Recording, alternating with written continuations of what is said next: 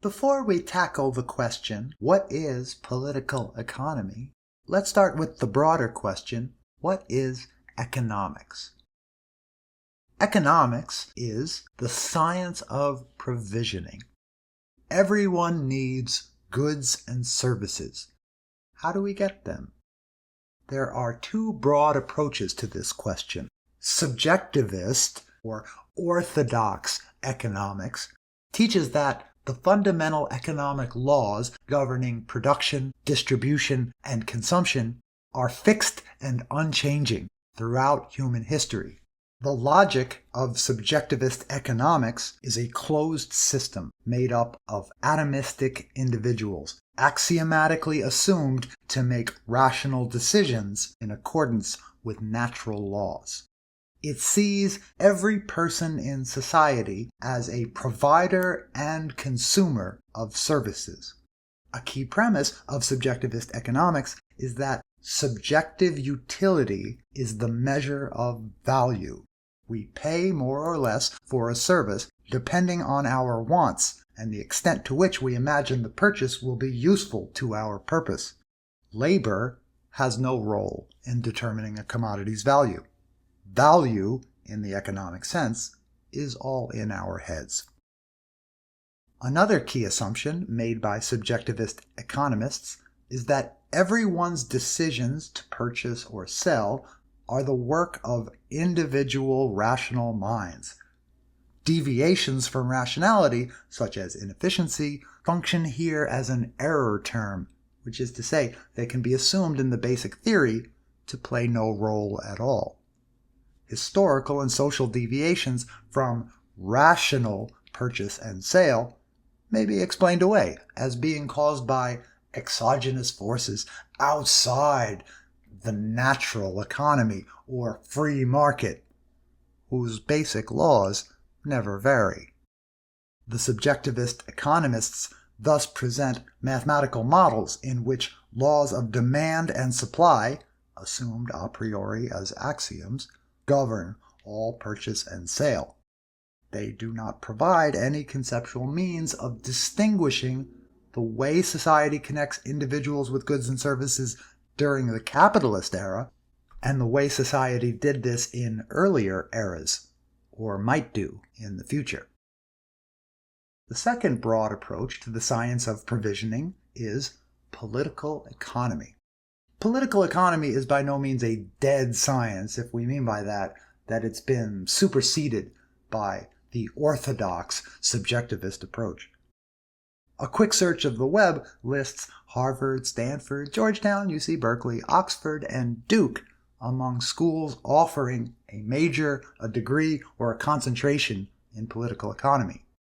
What unifies the many different approaches to heterodox economics is the insistence that society's provisioning of goods and services is a social phenomenon, susceptible to the analysis and critique of the social sciences.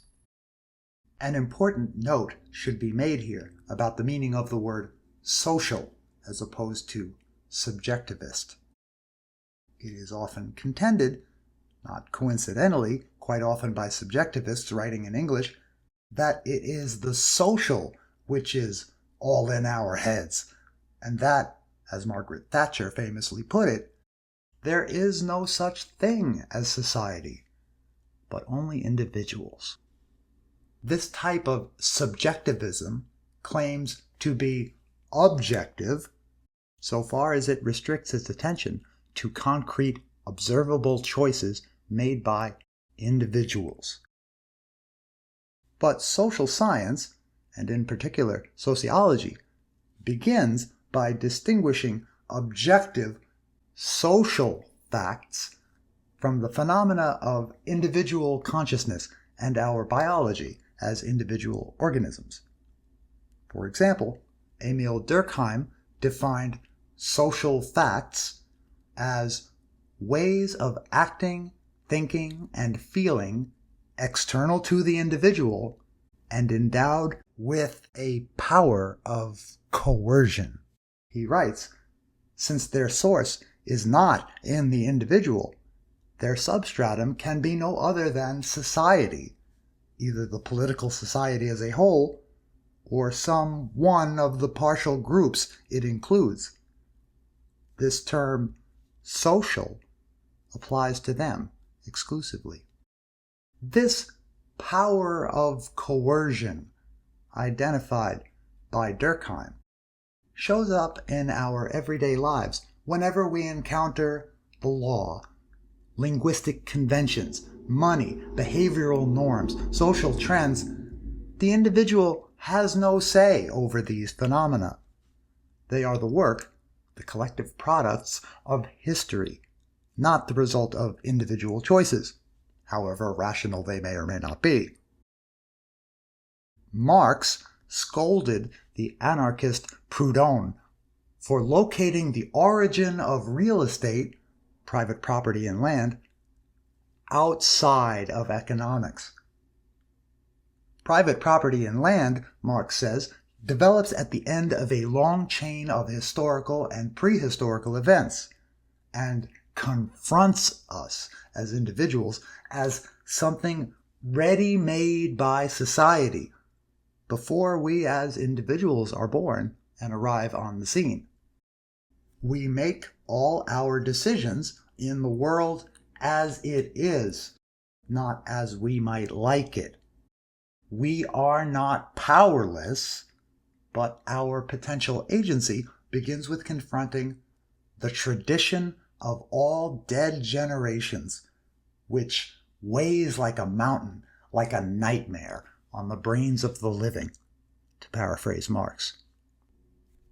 Given that the orthodox subjectivist economists appear so plainly to be oblivious to the influence of history and the everyday life of society, you might wonder why you haven't heard more about political economy or heterodox economics. There is a good reason why. There are several good reasons, and their names include Joe McCarthy and Roy Cohn.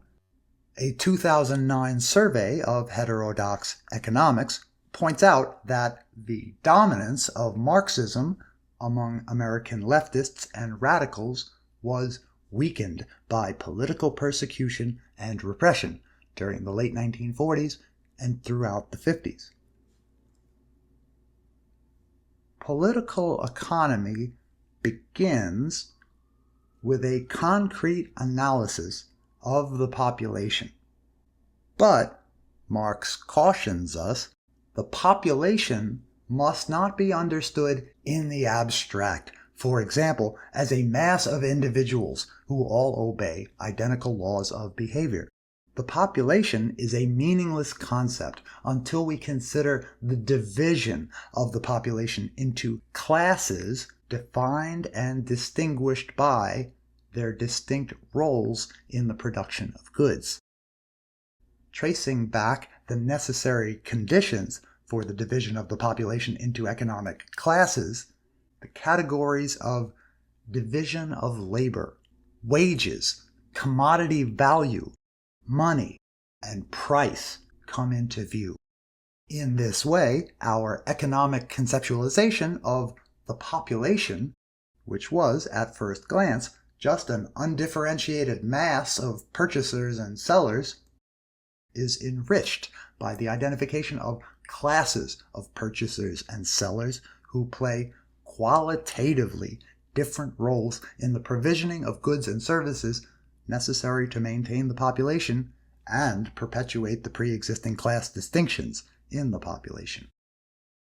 What social facts determine the role of the laboring class in production and provisioning? What are the necessary conditions of the purchases and sales made by workers? In particular, what economic laws govern the sale of the laborer's time in exchange for wages? These laws cannot be fixed and eternal. After all, the so-called free laborer, unhindered by feudalist obligations to a lord or master, and dispossessed of the means to provide for themselves, did not always exist. The free wage laborer or to put it more aptly, the wage slave, has not existed since time immemorial, but came into being. To tell the origin story of free wage labor, such as we know it, we'll need to distinguish work for the sake of satisfying an immediate human need, like subsistence farming, for example, from work for the sake of exchanging the product. Once we've clarified the difference between for use and for profit, we'll spend the rest of this video unpacking the idea of socially established value in Marx's theory of the objectification of labor. The American socialist Eugene Debs said during one of his several presidential campaigns that capitalism is founded upon production for profit. Socialism is postulated upon production for use. These are technical terms, production for use and production for profit. In classical political economy, production means making a physical product that you could get something for by trading it away, at least in theory. If you want to be fancy, you could say that the work product is alienated from the producer. Cutting your toenails, by way of contrast, is work. It takes time, effort, and focus, and it alienates the product from the producer in a very literal way, removing the excess toenail from the toenail producer's body, but it is not productive work in the technical sense, unless for some unimaginable reason society in general has a use for your toenail clippings. Production for use means production for the purpose of immediate satisfaction of human needs. It is opposed to production for profit, that is, production of an exchangeable physical item for the purpose of trading it away, alienating the product from the producer. The same distinction between for use and for alienation appears both on the macro scale, at the level of the entire society, and on the micro scale, at the level of the individual product. Aristotle is often credited with distinguishing two senses in which a work product may be called valuable. Take the production of a shoe, for example, says Aristotle. The use of a shoe is to wear it, and that makes it valuable. This is value in use, or use value. Or, assuming you have enough shoes already, you could make a shoe with no intention to wear it yourself, for the purpose of bartering it away or selling it. What you can get for the shoe is the shoe's exchange value. For the early political economists of the British Isles, this distinction is fundamental. Adam Smith explains it like this: water is maybe the most useful thing there is, but no one will pay you for what falls from the sky.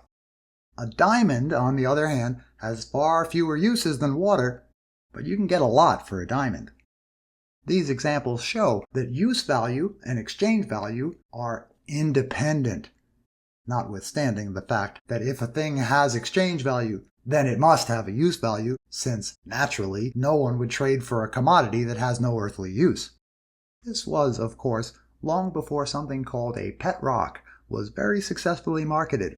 But let's leave aside pet rocks and NFTs and POGs and so on for the moment. Before we move ahead, though, let's pay very close attention to a notion of Adam Smith's that we're about to make a big huge deal about, and will continue to harp on down the road. Exchange value is measured by the amount of labor it can purchase, says Adam Smith. Put a pin in that. As with a number of concepts popularly and wrongly attributed to Marx, the categories of value in use and value in exchange long predate him.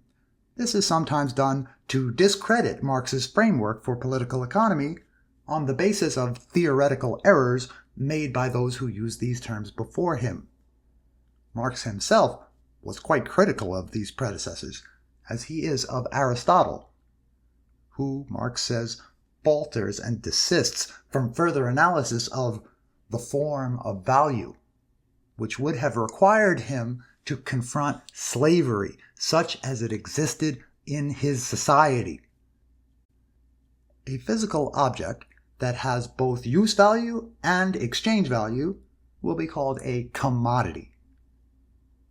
So long as we understand a commodity solely as a physical thing, in isolation from any social determinations of its value, we cannot account for its exchange value, which is not determined by the commodity's physical properties nor from any of its characteristics as a use value.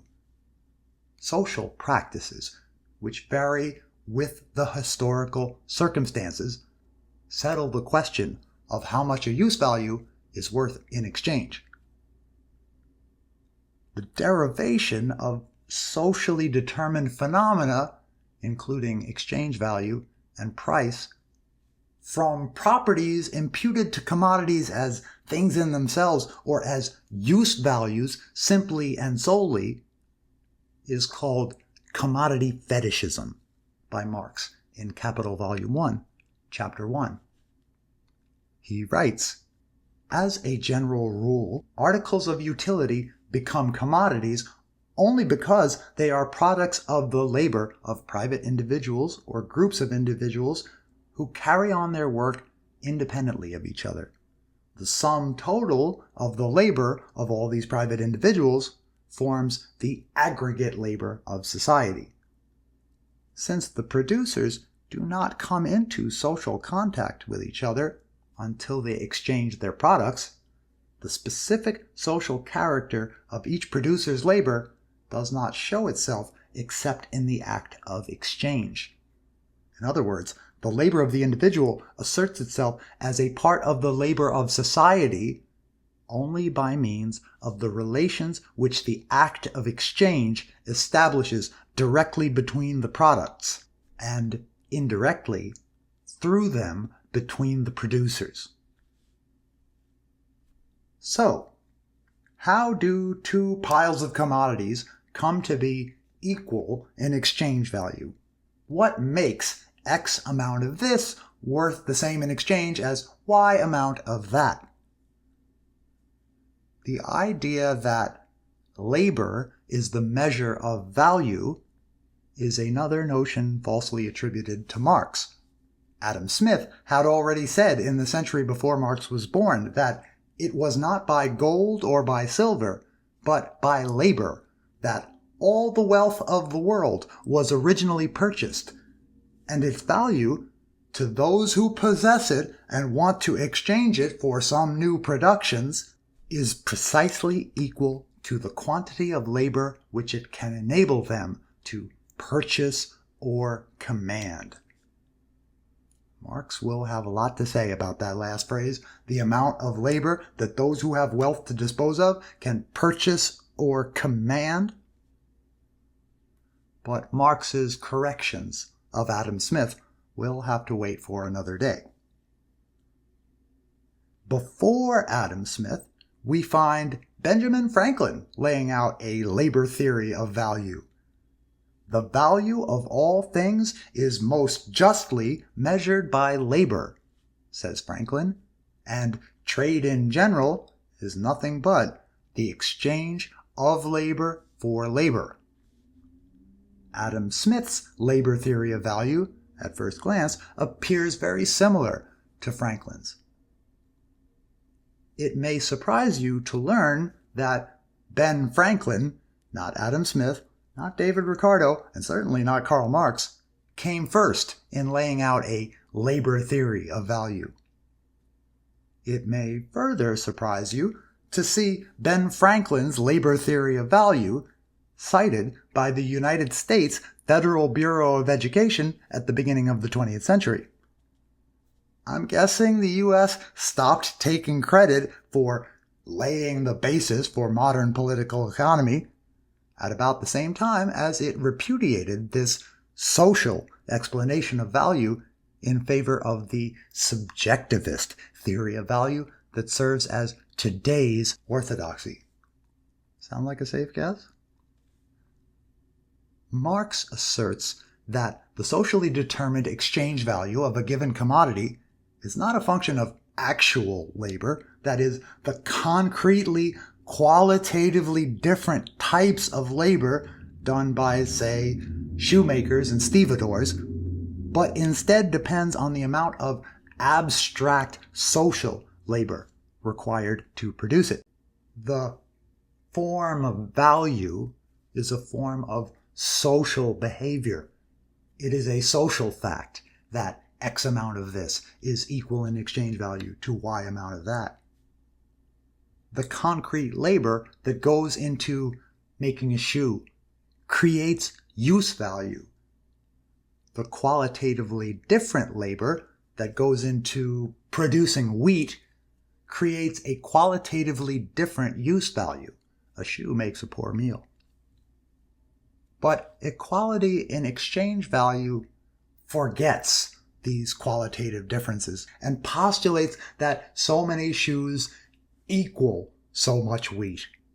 Thus, as a society, we equate as human labor the different kinds of labor. This goes on all the time, says Marx, without our being conscious of it. The form of value is purely social and relational. The price of this or that product is established in the form of quantitative relationships between qualitatively different kinds of labor. Whatever it takes to produce a commodity, once produced, it belongs to the abstract category of that which can be purchased. Even before money is established, much less coin and currency, the twofold form of value, value in use and value in exchange, governs commodity exchange. The exchange value of the work product depends not on the worker's particular circumstances, but on average conditions, average skill, average intensity of labor, and so on. If a sluggish shoemaker takes twice as long to create the same use value, the exchange value of both products are still equal. So far, everything we've said applies equally before and after the social establishment of money. But a universal means of purchasing is needed. This universal means of purchase is money. Without money, the establishment of free wage labor as a social fact would be impossible. But Marx carefully avoids saying that wages are the price of labor. Wages purchase the free wage laborer's capacity for labor, not the work itself. The wage worker sells the productive expenditure of their brains, muscles, nerves, hands. And this capacity for expenditure, this labor capacity, or as it is often translated in English, labor power, is measured in time, in the weeks and hours of the worker's life. In fact, labor power necessarily costs less than labor. The exchange value of completed labor is expressed in the price of the product. But you don't get paid for the work you completed in 8 hours. You get paid for trading away 8 hours of your life, your labor power, which, it turns out, is worth less in exchange than the finished work product, as we'll see later when we introduce surplus value. For now, though, let's just note that since 8 hours of the laborer's work are worth more in the form of the product than 8 hours of wages, it follows that a fixed amount of money capital, say $100, commands more living labor, more hours of expenditure of the wage worker's labor power than the worker is paid for. All labor required to maintain society in its current form is objectified once the exchange value of labor power has been socially established. The qualitative differences between shoemaking, farming, and so on are effaced and forgotten. All labor power becomes a single commodity, the ability to create wealth, measured in work hours. We'll conclude with a look at a modern-day Chinese economist's close reading of Marx's theory of use value and exchange value. Wang asserts that the antagonism between use value and exchange value, and the antagonism between concrete labor and abstract social labor, causes money. That is, produces the social functions of money. What is meant by this?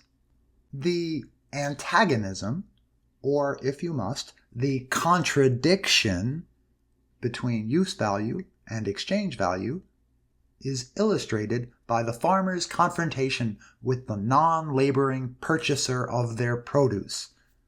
Let's call him Mr. Moneybags. The market value of agricultural produce depends only on what you can get for it, not on how useful it is as a means of nourishing life, nor on how difficult it was to produce, nor on the amount of specialized knowledge required for farming. It might be thought that money is unnecessary for the farmer who is capable of growing enough food to sustain themselves and their family. But no farmer can produce all life's necessities. Even subsistence farmers must trade.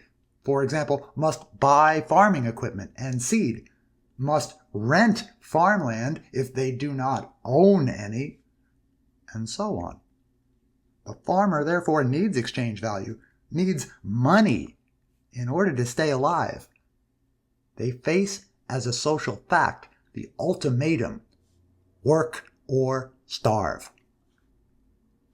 Mr. Moneybags, on the other hand, needs money to continue his lifestyle as a non-producer. Mr. Moneybags has power over the farmer in the very literal sense of commanding the farmer's labor. Whether the farming family survives is a matter of indifference to Mr. Moneybags. Earlier, we characterized the plight of the laboring classes by the imperative, work or starve. But why not both? The Great Famine in Ireland, resulting from the infection of potato crops by blight, reached the height of its destructive powers in the year of our Lord 1847, also known as Black 47. Wikipedia reports that 1 million in Ireland died and another 1 million fled the country. According to the historian Cecil Woodham Smith, it is, quote, the indisputable fact that huge quantities of food were exported from Ireland to England throughout the period when the people of Ireland were dying of starvation, end quote. Tenant farmers had first to pay their rents to their, typically absentee, landlords. They could only do this by selling their crops, exporting their produce, in fact, in very large part, to wealthy England under Queen Victoria, who thus acquired the regal title of the Famine Queen. It has been said by certain philosophers that no one has ever died from a contradiction. The farming families of Ireland, who starved to death because they could not sell the food they grew, might beg to differ.